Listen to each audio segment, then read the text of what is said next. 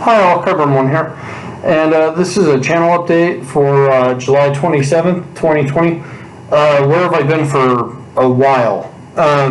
So I've had things happen and running around, medical appointments, that sort of thing. And the mask is really hot, so that's why I haven't been recording very frequently. And trying to figure out what to review when you're hot and miserable isn't fun, and when your fingers are sticking to the covers of books, like my AC unit is terrible. So I haven't been able to really unwind to the point of comfort right now, and this is a leather chair. It's just really hot, and I hope you guys are understanding of that. And so anybody that's gone is gone now. So let me tell you about one more thing today. So since it's been super hot to record these videos, I've been where my air conditioner has been, and usually watching the latest console stuff. I have a PlayStation because I believe in the first party material, and third party should not be able to keep up with first party output, and I just don't believe that. You see it with the D20 system, how you had Wizards of the Coast products, and then you had a lot of splat material from third-party publishers that just went out to the quality, the art style, the editing. Like, third-party is third-party for a reason, and I wanted to get an Xbox. But power doesn't mean anything. If you look at the Nintendo Switch and Breath of the Wild, Xbox is capable of games like that, and they have nothing. Xbox has been chasing the dream for a long time.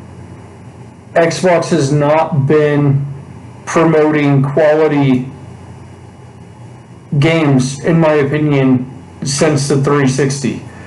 Well, I take that back. There were a couple shiners early on, but with the cancellation of Scalebound, I felt no reason to buy an Xbox. I was super excited about that. I really appreciate how I can plug my copy of Lost Odyssey into a modern Xbox One, and it loads faster. Faster loading is a real thing. I mean, I don't have all the time in the world, but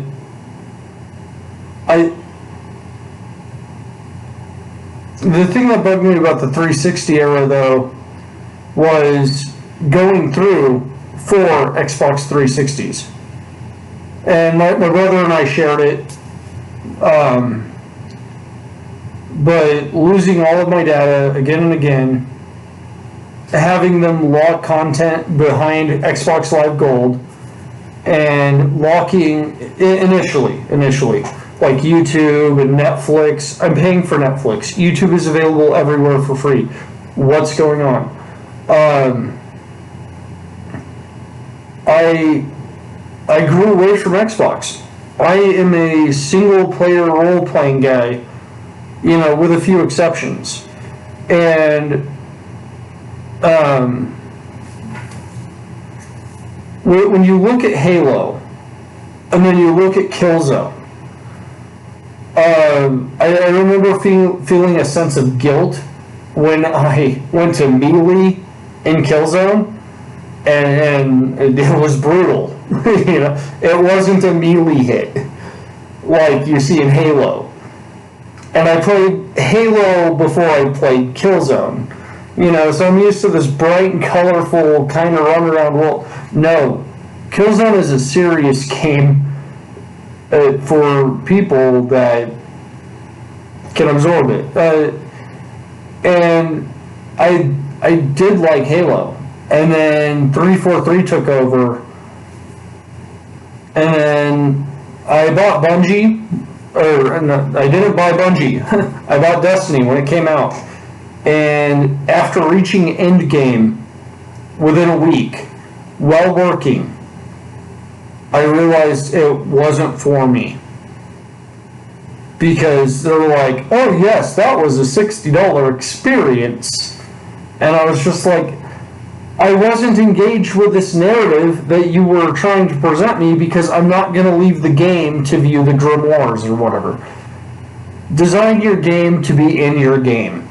If you have to leave your game to experience the game, World of Warcraft is famously guilty of this, by the way. I don't want to leave the game I'm playing in order to enjoy content.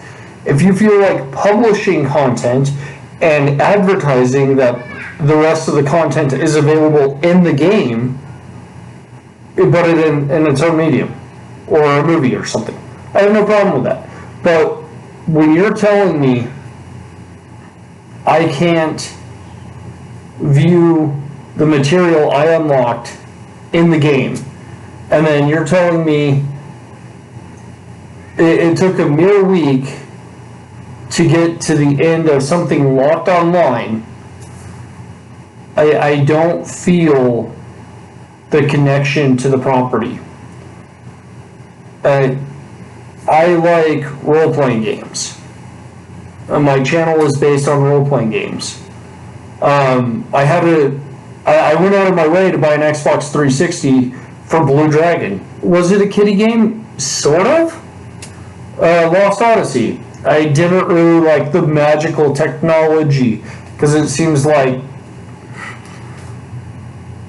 it felt like a lack of effort and imagination. But you look at Final Fantasy VII, and they're talking about Mako energy and where all this stuff comes from. Like, there was thought, there was concrete there. It was beautiful. And then you look at Final Fantasy VIII, and then they're talking about how the Guardian Forces affect your ability to remember things. Beautiful, right? Like, different reasons for the magic. Different reasons for the connections. And then you have magical energy. Like, and then Fable. The first Fable was amazing. The second Fable, oh my god, multiplayer. But they added in the gun. What did the gun do for Fable? Nothing. It meant I couldn't use the bow anymore. And I loved using the bow. The bow made Fable 1 great. And then Fable 3 comes out, and then they have that entire interface issue, and it's slow, it's clunky, and I didn't like it. Like, Fable started off really good. There was a lot of potential for Fable 2. I really wanted to do Fable 2. I have Two Worlds on the Xbox 360. I didn't even know what it was at the time. All I heard was role-playing game, and I was like, all right, I'm in. But I got the collector's edition, and it actually has a role-playing game based off the D20 system in there, and I was super excited about that. It's not that great. I should honestly do a review of that, because that is pretty funny. But Two Worlds was infamously famous for its glitches and stuff, but it had this charm to it, this real charm. And Two Worlds 2 was pretty good just like that, but I got that on the PlayStation 3 because I wasn't locked to a paywall for the multiplayer. And the multiplayer was actually pretty decent. You get to build your character, you have all these spell customizations, and the spell customizations in Two Worlds 2 was phenomenal. I have a PS4 right now. I've said that, but Romancing Saga 2 and 3 are available now on PS4.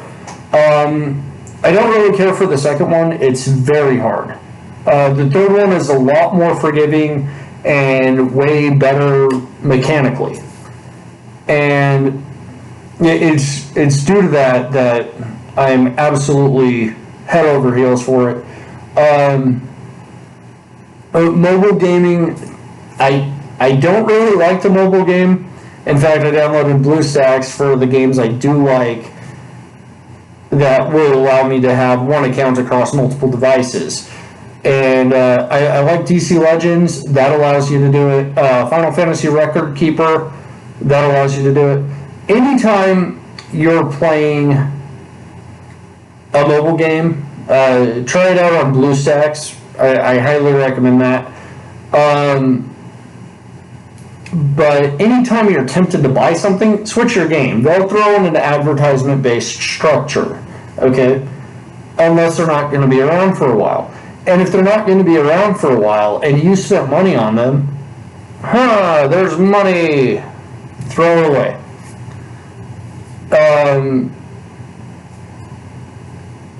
I like Warframe. The Warframe has an advantage over Destiny in the fact you get to buy these different palettes, and these palettes, color palettes, you can use different color palettes and different colors within each color palette to customize every piece of gear that you get. And that's phenomenal. I really like the sense of freedom and stuff that you have in that. I like Path of Exile. Path of Exile is Diablo 2, Final Fantasy 7, and Final Fantasy 10, grouped into one, massively expanded on the Final Fantasy 10 aspects. The sphere grid system, the Path of Exile skill tree is this amazing passive build that they give you respecs. So when you're going through initially, pick the stuff that gets you the most generic power, and then when you respec, spec to the point where you have a specialty. And there are several guides to building it that way. I'm really excited for Path of Exile 2. I don't have time to play all of the games I want to, and I really want to do some more tabletop stuff in person. I cannot stand this global crisis we're under right now.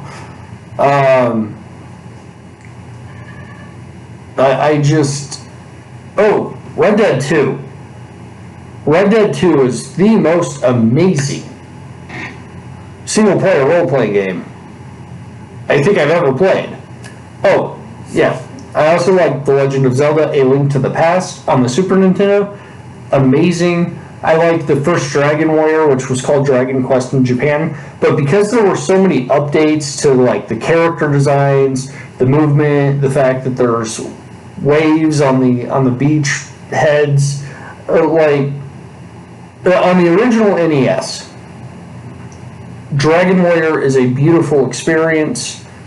It tells a simple story, and it was my first role-playing game. I blame that for my love of Dungeons and Dragons and everything else. I love Final Fantasy VI for the Super Nintendo. Those graphics are the best. Do not get the phone and Steam version. Those are not good. I didn't care for the Secret of Mana remake on PS4 because it left the graphical style and it feels disconnected. I really wish the Super Nintendo version would have been there. I am kind of excited about Trials of Mana for PS4. Final Fantasy Crystal Chronicles, if your buddy owns it, you can actually download a demo according to what they were advertising on YouTube, and you could play with your friend even though you just have the demo. And that is awesome. I think that's incredible. That is extremely favorable. What else? Gosh, there are so many good games. Well, one of my favorite Game Boy games is Mystic Quest or Final Fantasy Adventure. It's the same game, but it's amazing. And yeah, all right. So, I also like Breath of the Wild. I don't own a Switch, but I really want the dock-in one, not the handheld. I don't like holding things to my face, which is why I put BlueStacks on my PC. I'll only play on my phone, like if I don't have my PC available. Alright, cutting one out. Thanks again.